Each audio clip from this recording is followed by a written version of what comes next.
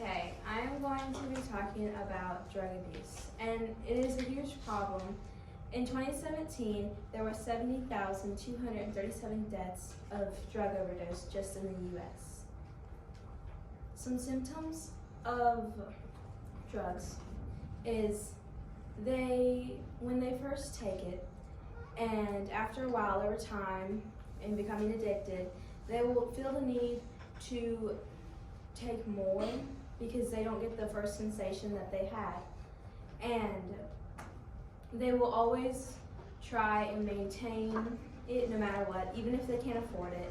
If they have to steal or lie to family members or friends, they will lack on their responsibilities, and they will continue even if it is causing physical harm or psychological harm to themselves. They will drive under the influence of it. They can have pregnancy complications for women or cardiovascular conditions. Some signs is loss of appetite, cold, sweaty palms, shaking hands, poor physical coordination, needle marks from injecting it, nausea, vomiting, runny nose, frequent rubbing of the nose causing a rash, frequent twisting of the jaw back and forth, a drop in grades at school, they don't care, chronic dishonesty, which can ruin relationships with friends or family, because even when you're loved by people, they will want you to get help, but they can't deal with it themselves, only to a certain extent. Forgetfulness, paranoia, choosing to be around other drug abusers can be a behavioral sign because they feel like they aren't doing what's wrong or realizing the problem or aren't getting as bad as they are. Missing prescription pills they could be taking. An example from marijuana can be loud talking, delayed reaction times, red eyes, disoriented senses, poor muscle and limb coordination, and causes for this problem can be mental illness, definitely, peer pressure from others, wanting to be around certain people.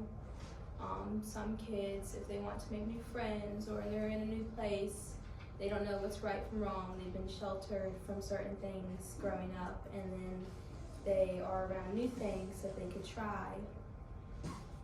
Family history. Young people with drug-addicted parents are 4 times more likely to choose the same path as they were growing up with. Lack of family involvement, child abuse. Some kids, when they're neglected, feeling alone, want a different type of feeling, wanting attention, they can choose the wrong path. Financial problems for adults, failure in school, when they give up, don't want to try anymore. The environment around them. Consequences, you can be hospitalized, depression or suicide, which can affect the people who did care about you and wanted to help you and were there for you. They may feel that they failed you, or they felt like they could do more and they could blame themselves, or they should have protected you better. And they could blame themselves, and it could cause them harm to themselves, even when you're gone. Someone to help themselves, you can make a treatment plan and stick with it, even when it's hard and you feel like you should just give up, or a therapist that can listen to you so you don't feel less alone. A support group, being around others who are going through the same struggle, to really connect with you and to know that you're not alone and that other people have the same problem and they are wanting to get out of it as much as you are. And the support group can help. It can lower stress, you can have a better quality of life, and it can improve your psychological health. Doctor would prescribe medicine instead of going to help stop your urges or wanting to take any more drugs. A caregiver to help someone that you know, you must become aware of the problem and to know what kind of help they need, because not everyone needs the same help and everyone is different. And they must know that there is a problem and that they have to take the consequences for it, even if you're there for them and you're trying to help them. And you can't fight for them or take their pain away. They have to learn to live with it and continue on and to better themselves. But you can still also help them. And you must set boundaries.